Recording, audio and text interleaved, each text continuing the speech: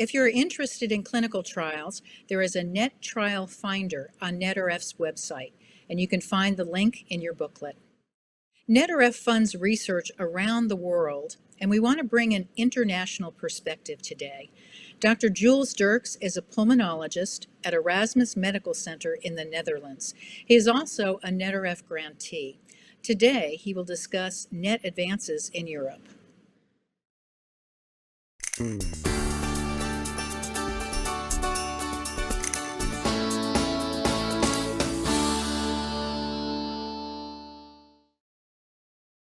Good afternoon, everyone. My name is Jules Derks. I'm a pulmonologist in the Netherlands at the Erasmus Medical Center, and I'm a fellow in thoracic oncology. So I mainly treat patients with lung cancer and also patients with neuroendocrine lung cancer. And today I will give a presentation on the advances in NETs from a European expert perspective. I have no disclosures. So first of all, I would like to talk with you about the classification of lung NANs that we currently have. So lung NANs are defined as neuroendocrine neoplasms of the lung, and we separate these into atypical and atypical carcinoids. And this is what you see when you look at the current classification.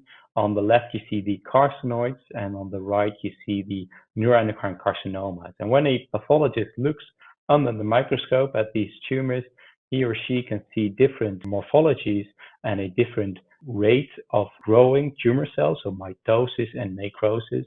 And based on a certain classification, it can separate carcinoids from neuroendocrine carcinomas. And this separation is reflected in clinical practice by the behavior of these tumors. So we know that carcinoids can have an indolent behavior for a while, but they can become very aggressive and metastatic. The atypical carcinoids are generally more aggressive from the beginning, and the neuroendocrine carcinomas are really aggressive carcinomas from the beginning and metastasize quite often. When we look at the incidence of this disease, at least in the Netherlands, we know that about 2% of all lung cancers are from a typical carcinoid. So 0.2 to 0.4% is from an atypical carcinoid, and 3% is from LCNEC, but I won't discuss that further today. As I've told you, I'm a pulmonologist, and I treat patients with neuroendocrine lung disease. And I treat them both at a local stage and a metastatic stage. And here you see the overview of how we treat patients in Europe with local disease neuroendocrine tumors. Mainly, the treatment consists of surgery, where the surgeon removes the primary tumor, but also involves lymph nodes. And afterwards, a period of observation is followed, where we follow up our patients to see if any recurrences occur. What we do know from this time after surgery that about 1 in 10 patients unfortunately develop a relapse. And this is affected by the morphology, so if it's a typical or atypical carcinoid, if any lymph nodes are involved, or if it's a larger tumor. From a study that we did recently, we found that about 50% of all relapses occur within 5 years, so the median is 5 years. But in up to 10 years, the disease can come back, so patients need a very long follow-up after surgery. And where should we look then for relapses when we follow up these patients? It's mainly in the lungs, in the liver, in the bones. So a CT of the thoracic cavity and the liver is very important. And there is an important difference here between Europe and the States. Here you see the follow-up scheme after surgery for patients with local disease they had surgery in low-risk disease, so a typical carcinoid, no lymph nodal involvement, and a small tumor. The ENET advises very frequent CT scans, while the ESMO guideline advises few CT scans, but for a very long period, so up to 25 years after surgery. And this is different in the States, what I found, as the NANET advises no follow-up at all. And as a clinician, we need to think of what is the benefit of following our patients for such a long period, and what is the risk of radiation exposure to the patients when you follow them up for such a period. And we're currently looking into this to give better advices in the future. So the NANET advice comes from several studies that have evaluated large cohorts of patients who had surgical resected disease. And they found that, again, this atypical carcinoid, lymph nodal involvement, and larger tumors, these patients are at higher risk of death after surgery, but also of disease coming back, which you see here on the right. However, most of these studies have only followed the patients for a certain period. Here you see a follow-up of about 5 years. As I've shown you previously, we need to follow them up longer to really see we can use these clinical classifications to provide a good follow-up of the patient.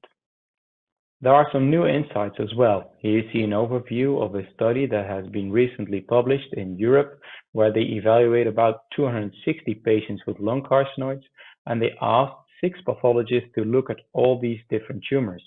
These pathologists often did not agree on if it was a typical or an atypical carcinoid. Moreover, when they then asked a computer to evaluate all these slides through a deep learning process, they did not find an improvement of the prognostication of these patients, so no better split. So maybe we need new ways to enable a better prognostic prediction of our patients post-surgery. Personally, I really believe in the added value of molecular biomarkers, so tumor-specific biomarkers, and you can see an overview of these here. On the left, you see the standard staining, and then again, we see a Ki-67 staining that we utilize also in other patients with neuroendocrine tumors, and the marker OTP and CD44. And based on an evaluation of more than 500 patients with a very long follow-up, so you see the black dot there, it's the 10-year follow-up, we could separate these groups into a high-risk and a low-risk patient group. And these low-risk patients group, in fact, only had 4% a relapse after 10 years of follow-up. So I think we can improve our follow-up prediction in patients utilizing these biomarkers in the future. So to come back, local stage disease lung then, mainstay of treatment is surgery. We need to follow up a certain amount of patients, but we need to better define which patients to follow up. And this may be done by integrating biomarkers and these clinical characteristics that are already known. Then I would like to add one paper as well, which has been recently published, and that showed if I see a patient in clinical practice that I cannot perform surgery on, or I cannot refer to the surgeon, then there might be other ways to treat the tumor if it has not metastasized. One of these is external beam irradiation, so radiotherapy. And this can be applied in patients with a poor lung function who are frail. And this has shown a very nice local control rate at 9 years of about 90%, so 9 in 10 patients. The next part I would like to discuss with you metastatic lung NANs. And one of the important things here is when we look at the incidence of patients with lung NAN, we see that there's about a 35-fold difference compared to the most common type of lung cancer, which is non-small cell lung cancer. Well, when I then look at all the clinical trials currently recruiting patients, there is a 300-fold difference. So 3 in LNANs at the moment and more than 900 in non-small cell lung cancer. And this is reflecting all the treatment options that we have in clinical practice. Here again, you see this overview of typical carcinoid and atypical carcinoid separated, where we can see that patients with a typical carcinoid have metastatic disease in about 1 in 10 patients. At 5 years, about 80% is still alive. At 10 years, this is about 60%, and that most patients have somatostatin expression. In atypical carcinoid, 1 in 5 patients have metastatic disease at presentation. At 5 years, about 50% is still alive, and at 10 years, this is only 20%. And here on the right, you can see an overview of a Kaplan-Meier curve, which shows the amount of patients still alive over time, and you can see that this is more rapidly decreasing for atypical carcinoids compared to typical carcinoids. When we then look at treatments, what kind of options do we have? So the standard advised treatment for typical carcinoid Europe is a somatostatin analog, and recently a phase 3 trial has shown a non-statistical significant difference in the time that the patient did not have a growth of their tumor compared to non-treatment, so placebo. Unfortunately, this study did not accrue sufficient patients to really give a strong advice. In atypical carcinoid, we have the RADIANT-4 study. There, patients were treated with everolimus, and it has been shown that there was a difference of about 5 months in this progression-free survival compared to placebo. Both these drugs do not show a strong reduction of tumor growth, so the objective response rate. it was 1% for radiant, and in SPINET it was about 14%. When we then look at all the trials which have been done over the past few years, only few have been able to really change the treatment of patients, and only one, this Radiant 4, has been approved by the European Medicine Agency. And I would like to explain a bit more about these different treatments. So somatostatin analogs, it's based on the SPINET trial. Their patients get injected lanreotide, which is a somatostatin analog that attaches to the tumor, and there, upon attachment, it induces apoptosis, so cell death, and it makes sure that the tumor doesn't grow as quickly anymore. We also have peptide receptor radionuclide therapy, PRRT, which actually has been developed at Erasmus several decades ago. Using this treatment, again, the same receptor, so the somatostatin receptor, is utilized. And on this somatostatin receptor, there's another drug attached, lutetium-177, which is very radioactive. And once you inject this into the patient, it goes to the tumor, and there it releases this radioactivity. It causes DNA damage and cell death. And this shows a reduction of tumor growth in about 1 in 3 patients. And based on retrospective studies, the tumor growth declined in about 18 months. So PFS of 18 months has been observed. So this is somatostatin targeted therapy. Then we also have non-somatostatin targeted therapy. Here we can find the tyrosine kinase inhibitors, or the protein kinase inhibitors, such as the Radiant 4 trial, which I discussed using everolimus.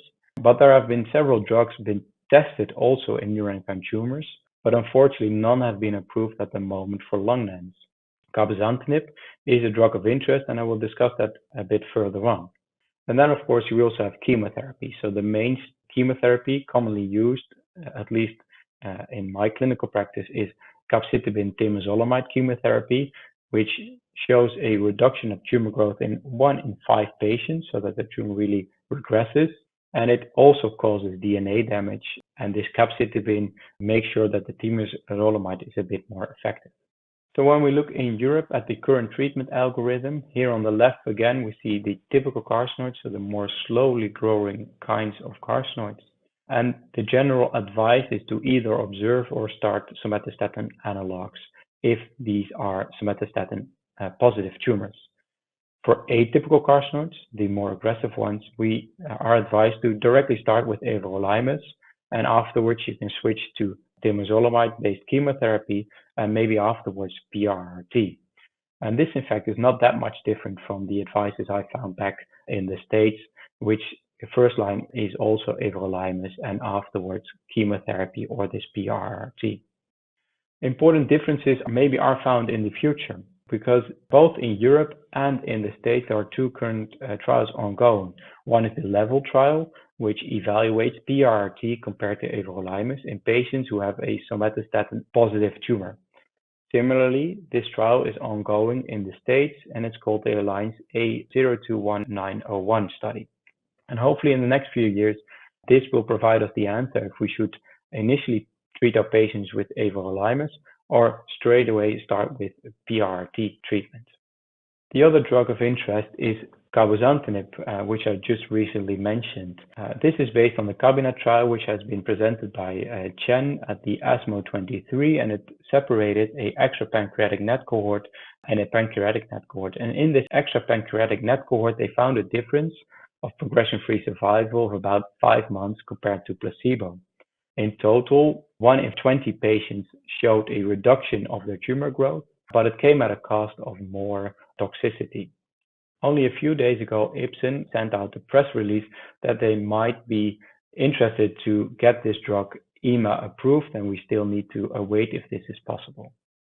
So on the next slide, we'll talk about new developments in the lung NAM field, and it's based on molecular subtyping. So as I've shown, you have these 2 lung carcinoid types, typical and atypical carcinoid, but based on the new molecular findings, so genomic evaluation of these tumors, we in fact see that there might be 3 or 4 types, and these can be separated into A1, A2, and B, but also the supracarcinoid groups, really nicely highlighted by Alka et al. And also by Lada et al. In a separate cohort. Recently, I've developed a panel, so immunohistochemistry panel, that you can stain the tumors, and we're trying to see if we can compare these molecular patterns that we identified with these staining patterns to apply this in clinical practice. And interesting here is that we found also in a very large cohort of lung carcinoids, so more than 400, that these subgroups, at least this A1, A2, and these B, express somatostatin receptor type 2 differently compared to the A1s. While this A1 subtype expresses more highly DLL3, which is a new target for drug treatments. So DLL3 is a new potential target of treatment in patients with neuroendocrine cancers. And it's based on a study in lung cancer where they recently shown a very long effect in a very resistant type of cancer, which is small cell lung cancer. This drug works by activating the T cells, so the immune cells, and attaching them directly to the cancer cells. And thereby, the immune cells again recognize the cancer cells and start to attack them, and they start to degrade. So combined, all these new drugs and new studies can be combined into this figure, which on top you see the lung carcinoids again, so the typical and atypical carcinoids, and below you see the different molecular subtypes. We see the A1, the A2, and the B, but there might be also these supracarcinoids. And based on the molecular patterns, in the future we may need to treat our patient differently and more molecular based. And here you see such an overview of which I envision for the future. So hopefully in the future, patients with A1 might be treated with a BiTE treatment. A2 and B should be treated with PRRT and the somatostatin analogs, while the supracarcinoids might be more vulnerable to immunotherapy. And overall, there everolimus and cabozantinib come in as well. So the future of lung NAND treatment might be personalized treatment, but we need a lot of new studies for that. With that, I would like to thank you for your attention, and of course, the group which I'm working in, I perform my research as well. Thank you very much and have a nice day.